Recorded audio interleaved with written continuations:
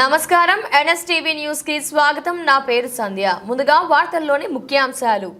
తిరువూరు నియోజకవర్గం గంపలగూడెం మండలం పరిధిలోని శ్రీ నెమలిలోని ప్రముఖ పుణ్యక్షేత్రం శ్రీ వేణుగోపాల స్వామివారి వార్షిక బ్రహ్మోత్సవాలు ఈ నెల 28వ తేదీ శనివారం నుండి మార్చ్ 5 గురువారం వరకు దేవాదాయ ధర్మాదాయ శాఖ ఆధ్వర్యంలో అంగరంగ వైభవంగా కళ్యాణం నిర్వహిస్తున్నట్లు మీడియాతో మాట్లాడుతున్న అసిస్టెంట్ కమిషనర్ మరియు కార్యనిర్వహణ అధికారి శ్రీమతి నేలా సంధ్య ప్రకటనలో తెలియజేశారు. భగవతే వాసుదేవాయ నమః. ఎన్టీఆర్ జిల్లా గంపలగూడెం మండలం నెమలి గ్రామంలో ఉన్న స్వయంభూ శ్రీ వేణుగోపాల స్వామి వారి బ్రహ్మోత్సవాలు ఫిబ్రవరి 28వ తారీఖు నుంచి మార్చి 5వ తారీఖు వరకు జరుగుతాయి.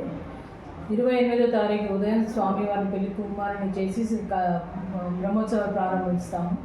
అలాగే 1వ తారీఖు ఎదురు కులోత్సవం ఉంటుంది. అలాగే 2వ తారీఖు మనకి విశేషంగా ఏంటంటే స్వామివారి కళ్యాణం రాత్రి 9 గంటల నుంచి మొదలవుతున్నది. అది తెల్లవారుజామున 2 గంటల వరకు సాగుతుంది. అదే రోజు ఉదయం భక్తులకి అందరికీ అన్నదానం అనేది దేవస్థానం ప్రాంగణంలోనే మనం ఏర్పాటు చేస్తున్నామండి.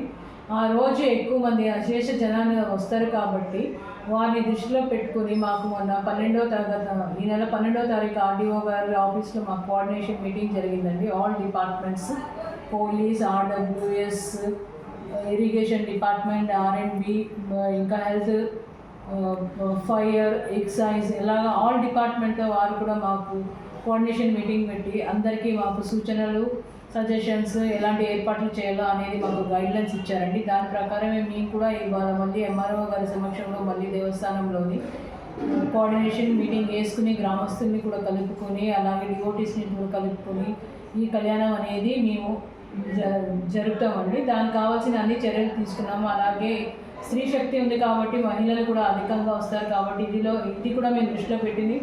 పోలీసులు ఇచ్చిన సూచన సహకారం ప్రకారం మేము మార్కెటింగ్ అనేది చేస్తున్నామండి. అలాగే ఎటువంటి అవాంఛనీయ ఘటనలు జరగకుండా అన్ని ఏర్పాట్లు ఆల్ డిపార్ట్మెంట్స్ కోఆర్డినేషన్తో చేసుకుంటున్నాం. అలాగే గ్రామస్తులను కూడా కలుపుకుని అన్నీ చేసుకుంటున్నామండి.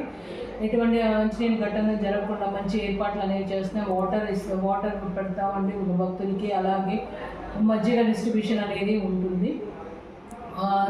అంటే ఎటువంటి మాకు ఇచ్చిన పార్కింగ్ ప్లేసెస్ సూచన ఎలా చెప్పారో దాని ప్రకారమే మేము కూడా అన్ని ఏర్పాట్లు అనేది చేస్తున్నామండి. నేను కూడా మీ మీడియా ద్వారా మీ భక్తులకి మనవి చేస్తున్నది ఏంటంటే ఆ రోజు వీఐపీల తాకిడి కూడా ఎక్కువ ఉంటుంది కాబట్టి కొంచెం ఓర్పు సహనంతో మనం కూడా క్యూ లైన్లో ఉండి మీరు కూడా మాకు సహకరిస్తారని మీ మీడియా ద్వారా నేను భక్తులకు కోరుతున్నానండి.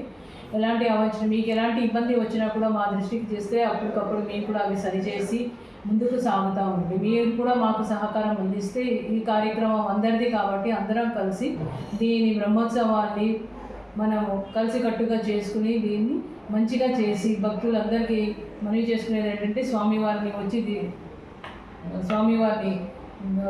దీవెనలు తీసుకుని స్వామివారి సమక్షంలో తీర్థ ప్రసాదాలు తీసుకుని స్వామివారిని దర్శించుకుని వెళ్ళాల్సిందిగా కోరుచున్నాము.